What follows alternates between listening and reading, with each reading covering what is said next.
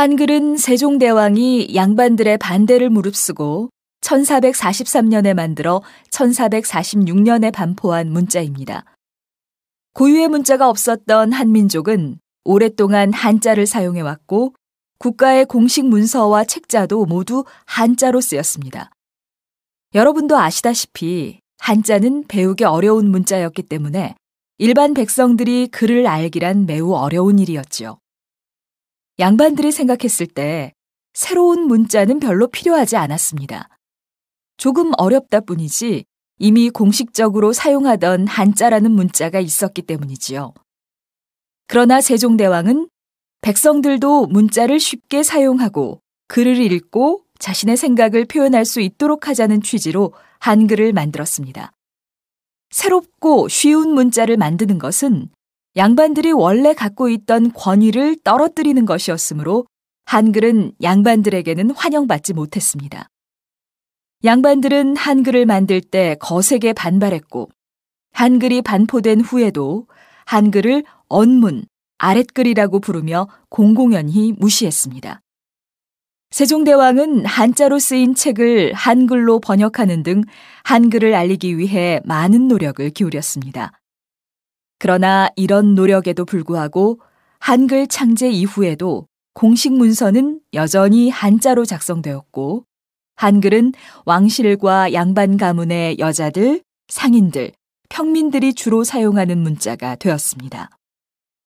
한글은 개화기를 거치면서 주목을 받기 시작했습니다. 1894년에 한글은 공식 문자가 되어 한자와 같은 지위를 갖게 되었고 일본 식민지 시대에는 한국인의 생각을 표현하는 역할을 했습니다. 현대의 한글은 한민족의 사상과 문화를 표현하는 문자로서 국내외에서 좋은 평가를 받고 있습니다. 만약 세종대왕이 양반들의 반대에 부딪혀 새로운 문자 개발을 중단했더라면 어떻게 되었을까요? 한국 사람들은 한국말을 한자나 다른 문자를 사용해 표현해야만 했을 것입니다. 고유의 언어가 있어도 고유한 문자가 없다면 그 언어는 사라질 가능성이 매우 높다고 합니다. 그러니 세종대왕의 새로운 도전은 한국어를 보존하고 한국의 문화 발전에 크게 기여했다는 데에서 매우 의미 있는 일인 것입니다. 한글은 세종대왕이 양반들의 반대를 무릅쓰고 1443년에 만들어 1446년에 반포한 문자입니다. 고유의 문자가 없었던 한민족은 오랫동안 한자를 사용해왔고 국가의 공식 문서와 책자도 모두 한자로 쓰였습니다. 여러분도 아시다시피 한자는 배우기 어려운 문자였기 때문에 일반 백성들이 글을 알기란 매우 어려운 일이었지요. 양반들이 생각했을 때 새로운 문자는 별로 필요하지 않았습니다. 조금 어렵다 뿐이지 이미 공식적으로 사용하던 한자라는 문자가 있었기 때문이지요. 그러나 세종대왕은 백성들도 문자를 쉽게 사용하고 글을 읽고 자신의 생각을 표현할 수 있도록 하자는 취지로 한글을 만들었습니다. 새롭고 쉬운 문자를 만드는 것은 양반들이 원래 갖고 있던 권위를 떨어뜨리는 것이었으므로 한글은 양반들에게는 환영받지 못했습니다. 양반들은 한글을 만들 때 거세게 반발했고 한글이 반포된 후에도 한글을 언문, 아랫글이라고 부르며 공공연히 무시했습니다. 세종대왕은 한자로 쓰인 책을 한글로 번역하는 등 한글을 알리기 위해 많은 노력을 기울였습니다. 그러나 이런 노력에도 불구하고 한글 창제 이후에도 공식 문서는 여전히 한자로 작성되었고 한글은 왕실과 양반 가문의 여자들, 상인들, 평민들이 주로 사용하는 문자가 되었습니다. 한글은 개화기를 거치면서 주목을 받기 시작했습니다. 1894년에 한글은 공식 문자가 되어 한자와 같은 지위를 갖게 되었고 일본 식민지 시대에는 한국인의 생각을 표현하는 역할을 했습니다. 현대의 한글은 한민족의 사상과 문화를 표현하는 문자로서 국내외에서 좋은 평가를 받고 있습니다. 만약 세종대왕이 양반들의 반대에 부딪혀 새로운 문자 개발을 중단했더라면 어떻게 되었을까요? 한국 사람들은 한국말을 한자나 다른 문자를 사용해 표현해야만 했을 것입니다.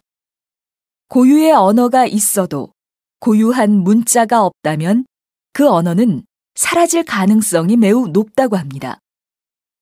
그러니 세종대왕의 새로운 도전은 한국어를 보존하고 한국의 문화 발전에 크게 기여했다는 데에서 매우 의미 있는 일인 것입니다. 2005년에 콘크리트에 덮여있던 청계천은 맑은 물이 흐르는 제 모습을 찾았고 현재는 시민생활의 일부분으로 자리를 잡았습니다. 오늘은 청계천 복원 사업을 담당했던 서울시청 관계자를 모시고 청계천 사업의 의미를 평가해보는 시간을 갖겠습니다. 청계천 복원 사업이 발표되자 주변 상인들이 거세게 반발했다고 들었는데요. 네. 1958년 청계천이 복개되면서 콘크리트로 덮인 청계천 위로 고가도로가 세워졌습니다. 복개도로를 따라 노점상이 밀집해 있었는데요. 청계천 복원 사업이 발표되자 서울시는 생계를 걱정하는 상인들의 비난을 받았었지요. 도심 교통이 마비될 것이라며 시민들의 반응도 회의적이었다고 들었는데요. 이런 상황에서 사업을 진행하기란 쉬운 일이 아니었을 것 같습니다.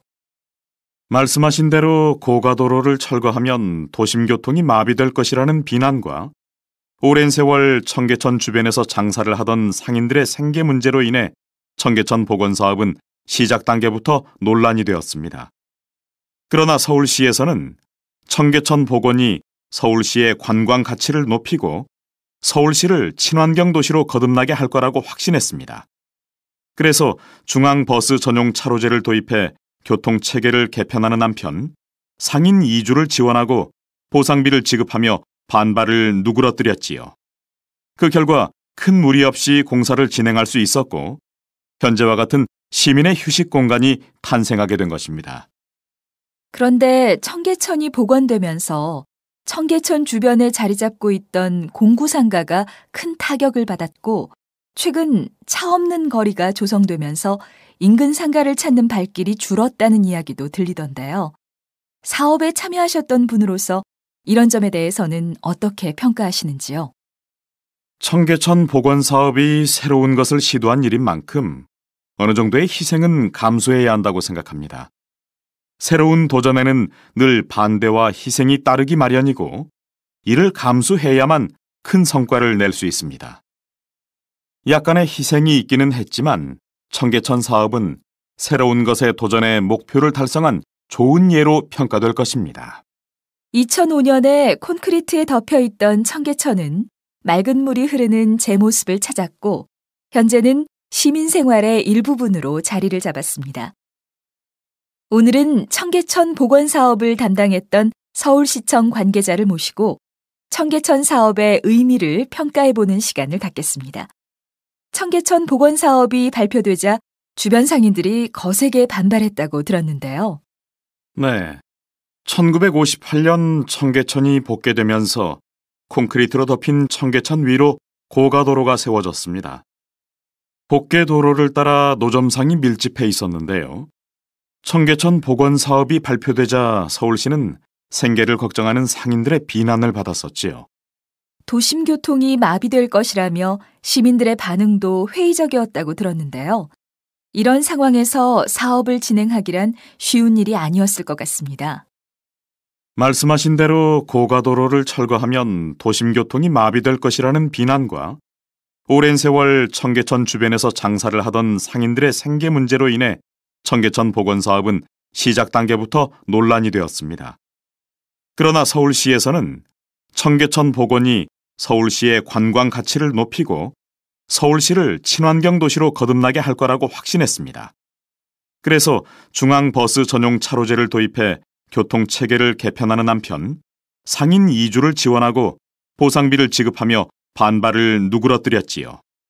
그 결과 큰 무리 없이 공사를 진행할 수 있었고 현재와 같은 시민의 휴식 공간이 탄생하게 된 것입니다. 그런데 청계천이 복원되면서 청계천 주변에 자리 잡고 있던 공구상가가 큰 타격을 받았고 최근 차 없는 거리가 조성되면서 인근 상가를 찾는 발길이 줄었다는 이야기도 들리던데요. 사업에 참여하셨던 분으로서 이런 점에 대해서는 어떻게 평가하시는지요? 청계천 복원 사업이 새로운 것을 시도한 일인 만큼 어느 정도의 희생은 감수해야 한다고 생각합니다. 새로운 도전에는 늘 반대와 희생이 따르기 마련이고 이를 감수해야만 큰 성과를 낼 수 있습니다. 약간의 희생이 있기는 했지만 청계천 사업은 새로운 것에 도전해 목표를 달성한 좋은 예로 평가될 것입니다.